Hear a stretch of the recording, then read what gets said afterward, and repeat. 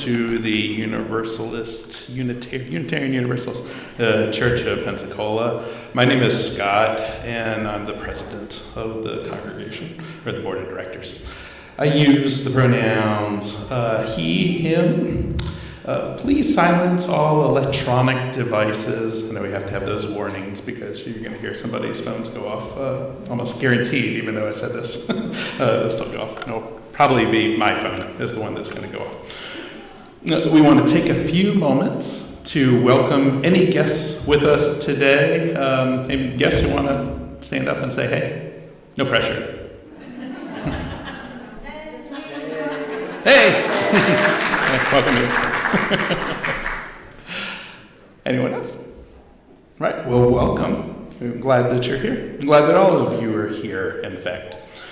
And any announcements? So we got a couple announcements today. Please remember to bring shelf-stable food for the needy any Sunday. Food is taken to Manna Food Bank the first Monday of the month. Last month, we gave 44 pounds of food to Manna Food Bank. So, good job. My name's Laurie. My pronouns are she and her. And many years ago, a guy named Jack, who was president at the time, he started something called cluster groups. And when you're a member or a friend of the church, you are also in a cluster group. We know them more for getting in touch with each other when there's a hurricane or when there's COVID and when somebody needed a ride and support in those kind of tangible emergency ways. But when Jack set it up, his intention, there were two purposes, and the second purpose was for social interaction. So it was with that idea in mind.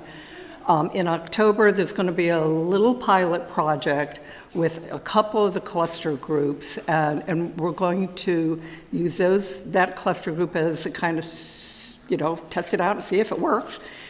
Getting together once a month, midweek, at one of the members' houses. Now, this is a true story. In my cluster group, I've lived in that house for 35 years, and I'm looking at the list of names that are in my neighborhood area. And there are two people that are members of this church, and I didn't know them.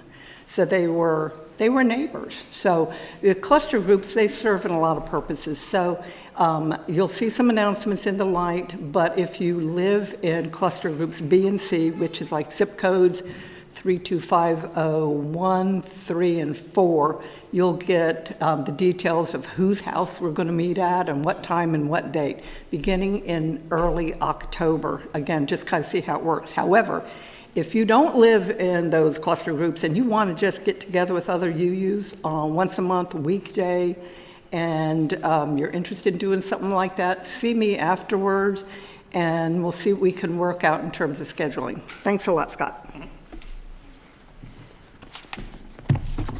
All right, anything else? All right, let's begin. So today our chalice lighting words come from Dorothy Day, founder of Catholic Worker. People say, what is the sense of our small effort? They cannot see that we must lay one brick at a time, take one step at a time. A pebble cast into a pond causes ripples that spread in all directions. Each one of our thoughts, words, and deeds is like that. No one has a right to sit down and feel hopeless. There's too much work to do. Good morning again. I am the Reverend Maggie Lovins, and I am blessed to be your community minister. My pronouns are she and her. Our opening words this morning come from our gray hymnal, number 689 by Paul Robertson, if you'd like to follow along. Sorrow will one day turn to joy. All that breaks the heart and oppresses the soul will one day give place to peace and understanding, and everyone will be free.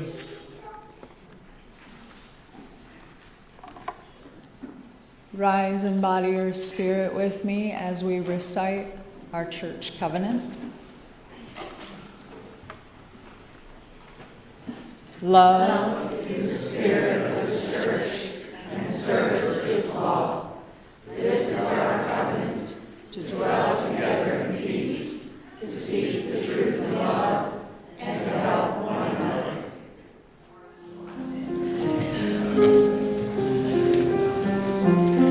Join with the choir 127. I can see another's woe.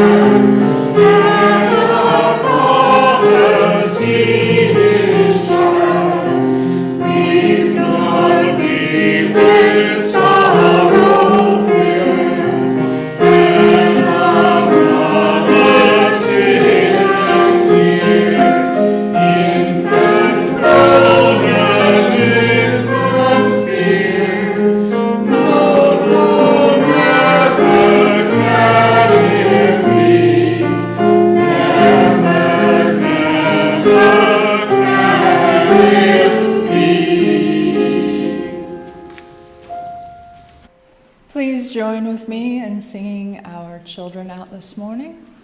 Go now in peace. Go now in peace. May the Spirit of love surround you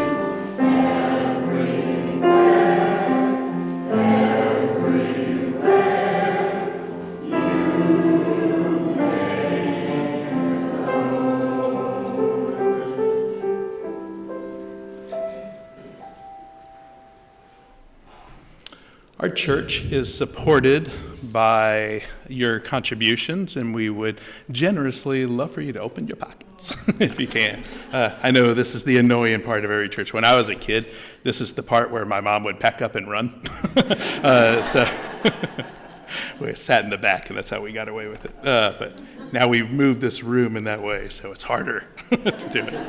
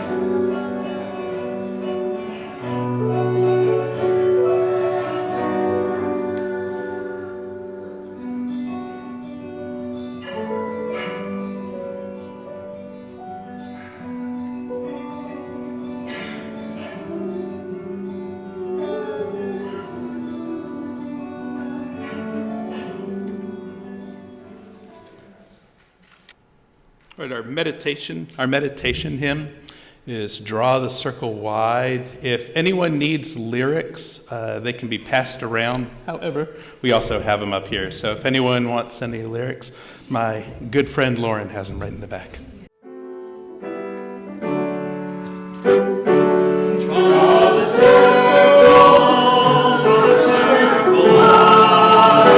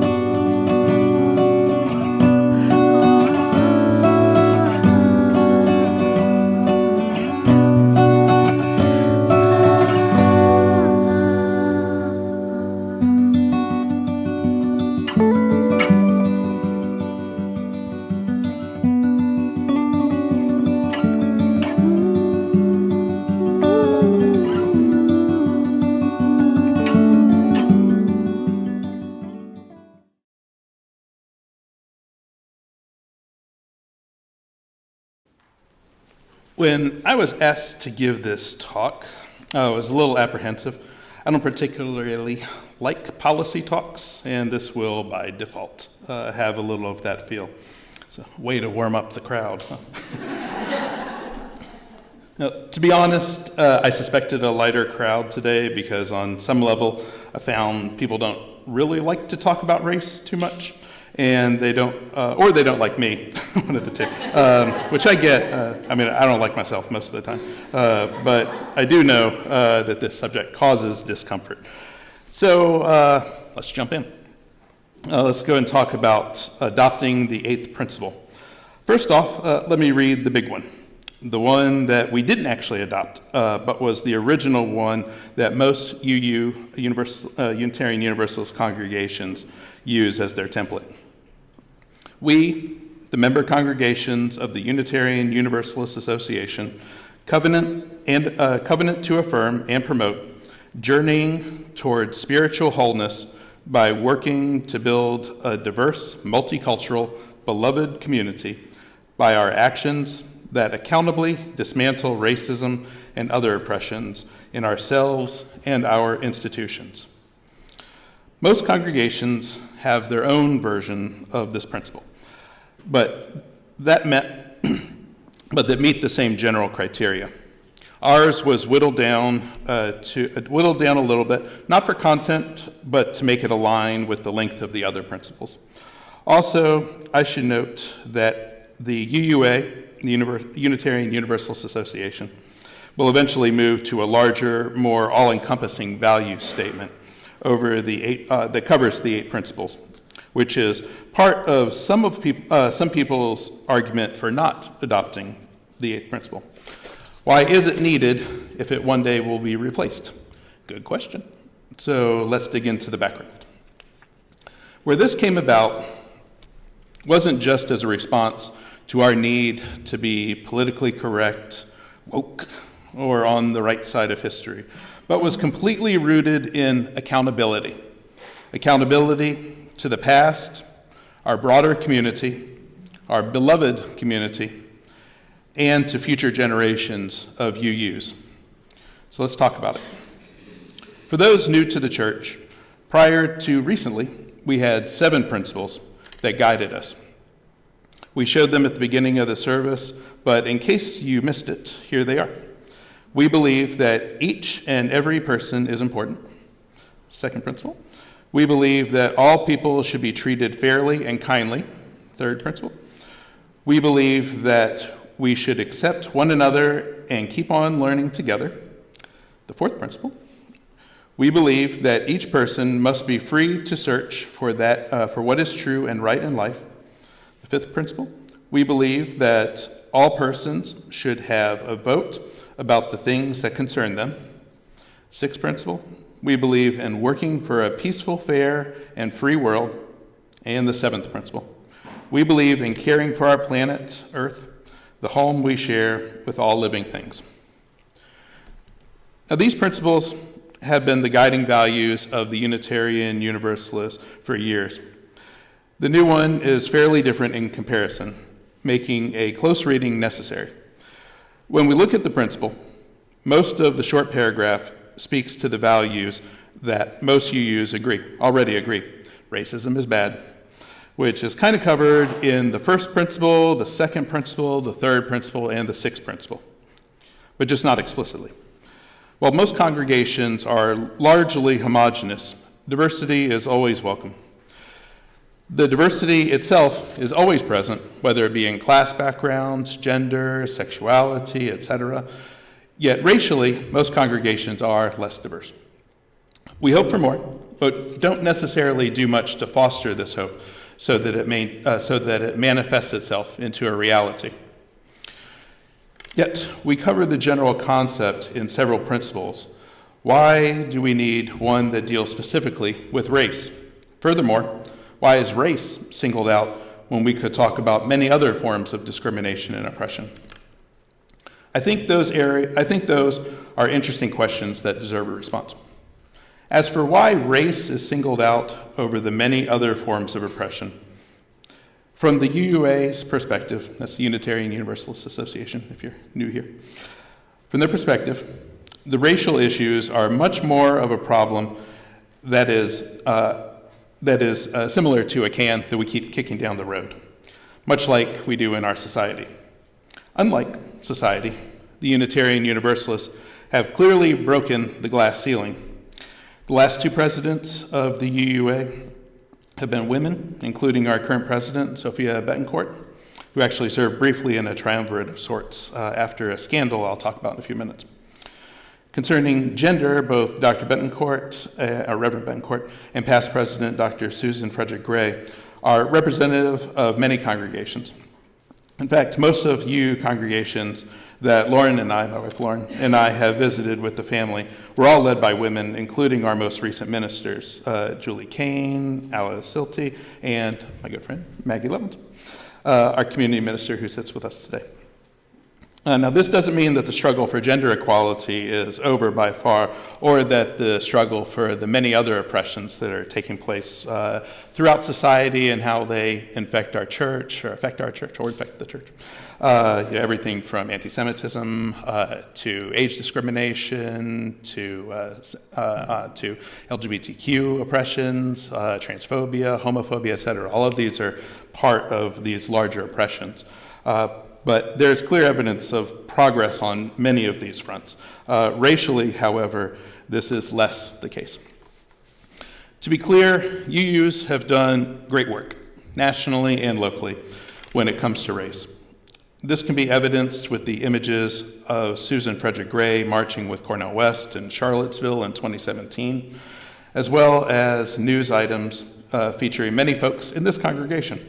Everything from our long-standing support of the Martin Luther King Jr. parade to many bodies supporting a long series of protests during the Black Lives Matter movement.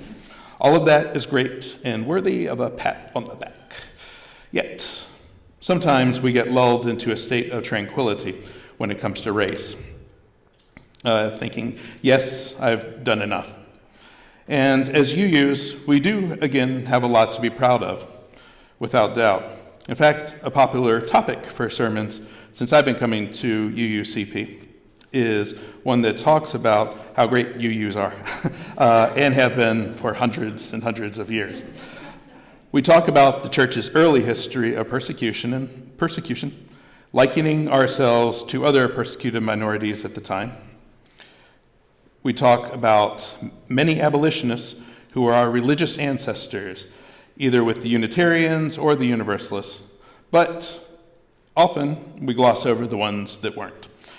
We'll bring up Thomas Jefferson as a religious ancestor for his humanistic values and contribution to the democratic principles that we hold dear, yet somehow neglect to mention that he held people enslaved while he was writing about freedom, including Sally Hemings and their children. I mean, their children, literally. He was holding his children enslaved, which is hard to even imagine, especially when you're reading the Declaration of Independence, that we hold these truths to be self-evident, that all men are created equal, except his kids, and Sally.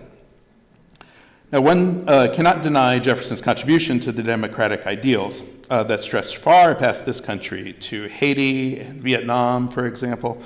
However, to leave out his slaveholding history or minimize it is fairly common in the United States and even here in Unitarian Universalist congregations. Now, another example that is often brought up is that of Reverend James Reeb. I even wrote a column recently that spoke of our family taking a trip to Selma and paying homage to Reverend Reeb, the Unitarian Universalist minister who was murdered by white supremacists after coming from Boston, all the way from Boston, to march with Dr. King for voting rights in 1965. But if you look at the famous picture of Reverend Reeb and Dr. King, Reverend Reeb is on the far right. You'll note he is often referred to as the only white person there. The question I've thought of lately is, where were the other UU ministers? Boston alone has several UU churches. There wasn't a carpool. There were many other churches in the Northeast, To our knowledge, another came down. There are congregations even closer. Charleston, South Carolina, has the oldest UU congregation in the South. Florida has several well-established congregations going back into the 1800s. Our Pensacola congregation was young. I wonder if support for the march was universal, even within our own ranks here in the segregated city of Pensacola. That I don't know. What I do know is that Reverend Reeb was murdered fighting for racial justice, but to our knowledge, he was alone as a UU minister in Selma. While Reeb was the only UU minister to be murdered during the Civil Rights Movement, apparently another movement of racial justice was taking place in UU churches across the United States after Reeb's murder and the assassination of Dr. Martin Luther King. Indeed, the UU Church as a whole saw a lot of interracial organizing that held the promise of more diverse congregations. African Americans led groups formed within the UU congregations that were supported by the UUA, the association, as a whole. This moment, and I say a moment, not a movement, is really the spot where the eighth principle was born. A moment of great promise died as quickly as it was born. Unfortunately, a financial crisis hit the UUA, and when money was tight, promises were broken. Programs and initiatives that were originally in the budgets to help address systemic racism and structural racism were erased to save the church, but at great cost. Conflicts arose over this, as it was seen as a lack of sincerity among the white leadership to tackle difficult issues of racism and white supremacy in member congregations and in the UUA itself. With this, a great many African Americans left the church. The defunding of anti-racist initiatives left deep scars, but eventually, towards the mid-1990s, new initiatives arose to address racism in society and the church that continued through the early 2000s. This ended when a scandal hit the UUA over a hiring preference of white people over qualified minorities. When this occurred in 2017, the UUA saw that the issues coming up were not new, but were a predictable outcome of unfinished business from the 1960s and earlier. The president, Peter Morales, resigned, and the UUA replaced him with a multiracial team of ministers to work in the interim. William Sinkford, Leon Spencer, and Sophia Bentecourt, who is our current president. The second major scandal took place during our nation's most recent civil rights movement, the Black Lives Matter movement. After the murder of Trayvon Martin, the Black Lives Matter movement was born. What started out as a hashtag on social media turned into a movement that rivals, if not eclipsed, the earlier civil rights movement in its scope and diversity. This movement caused a lot of people, especially those of conscious and of European descent, to think deeply about their privilege and ask, what are we doing to uproot racism? One of the questions many had when the idea of the eighth principle came about was, why is this even needed?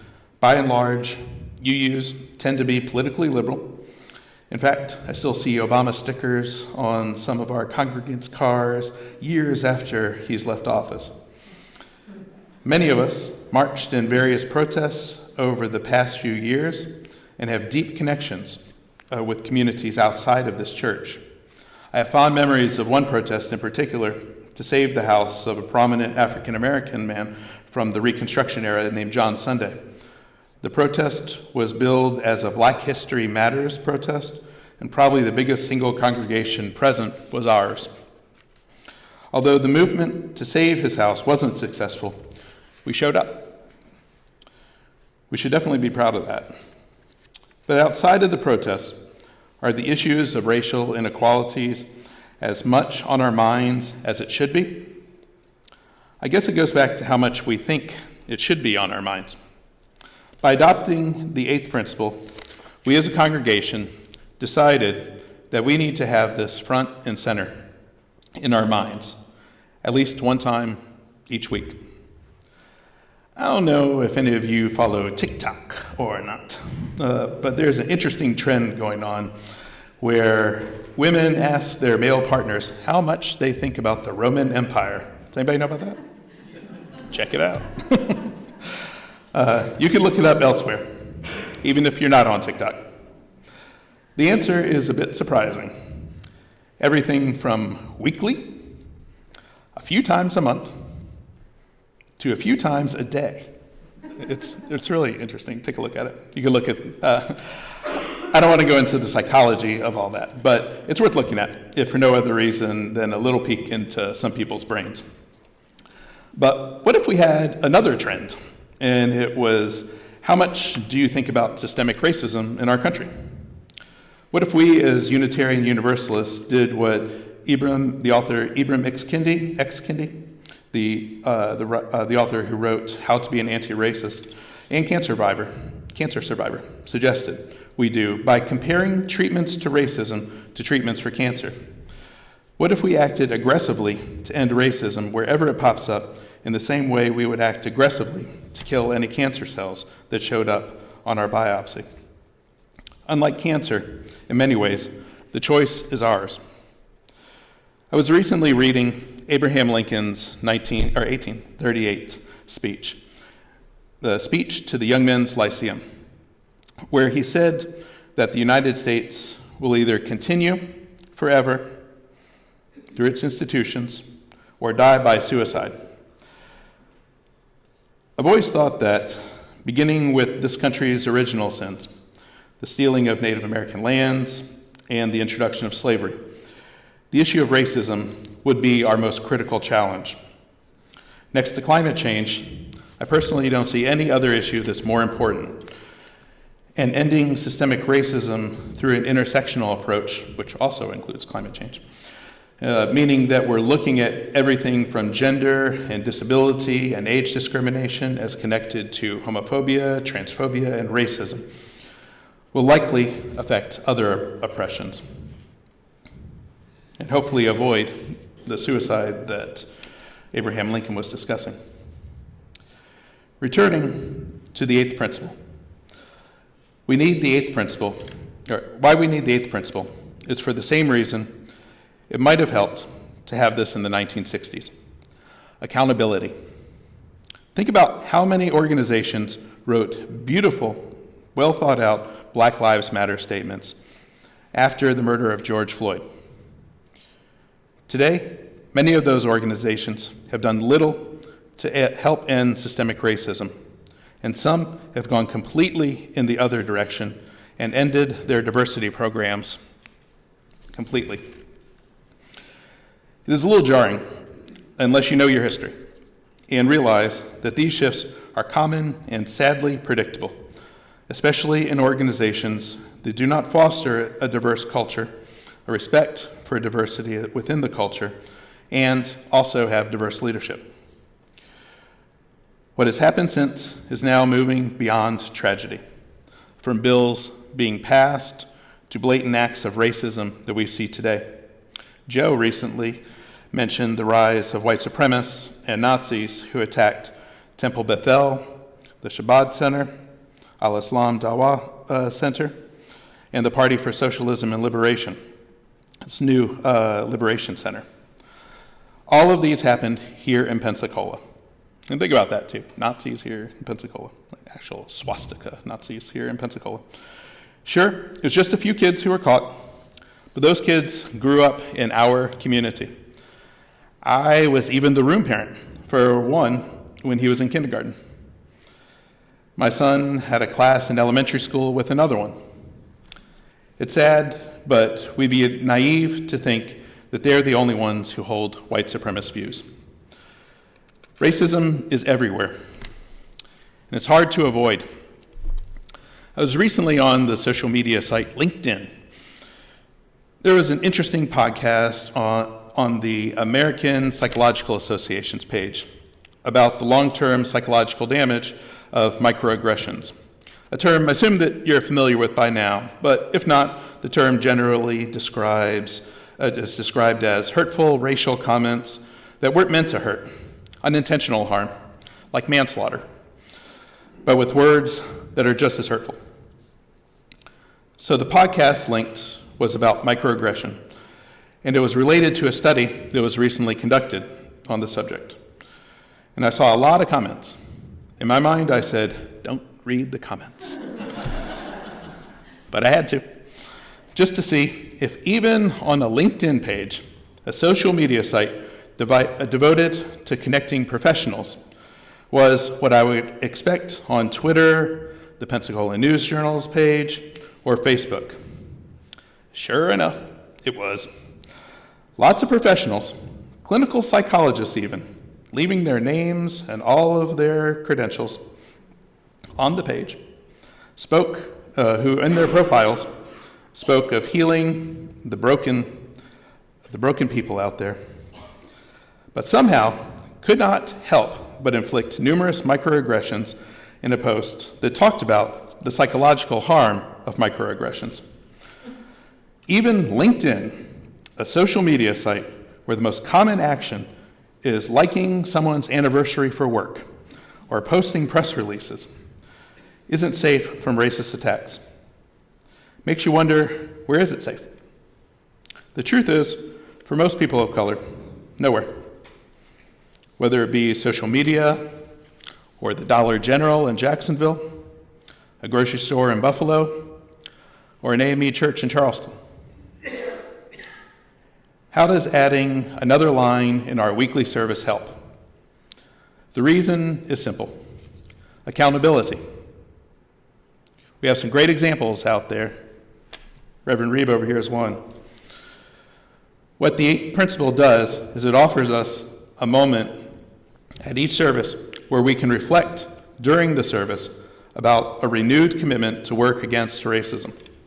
It's a place where we, as a congregation, can ask ourselves what we are doing to end racism, whether in the public sphere or in our minds, the one space that we can control that may ultimately have the largest impact on the world.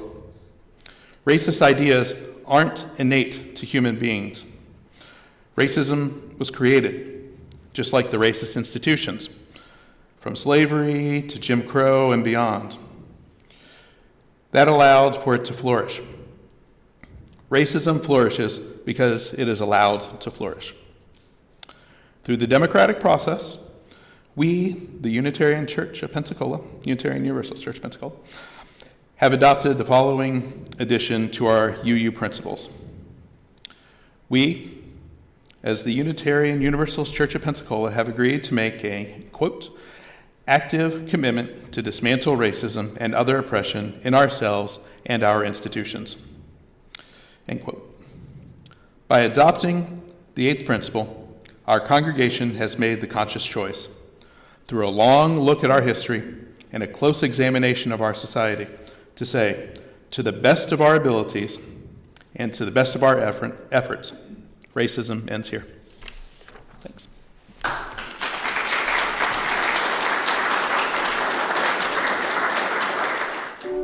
And now we're going to sing the African American National Anthem. It's written by James Weldon Johnson, right here in Florida, too.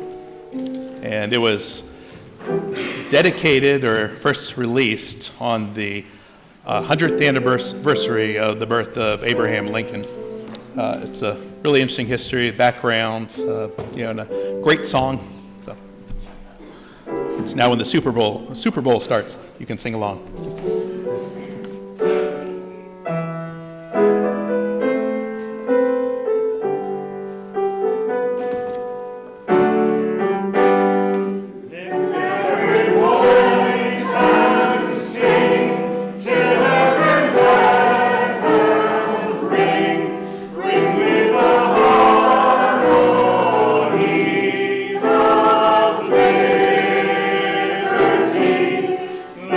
Rejoice.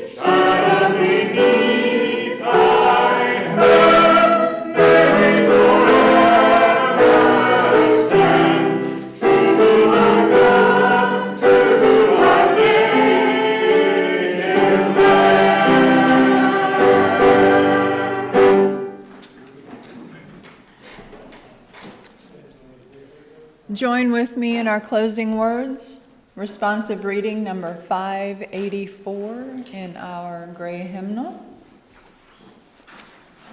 A network of mutuality. Your part is the italicized. We are caught in an inescapable network of mutuality, tied in a single garment of destiny. Injustice anywhere is a threat to justice everywhere. There are some things in our social system to which all of us ought to be maladjusted. Hatred and bitterness can never cure the disease of fear. Only love can do that. We must evolve for all human conflict a method which rejects revenge, aggression, and retaliation. The foundation of such a method is love.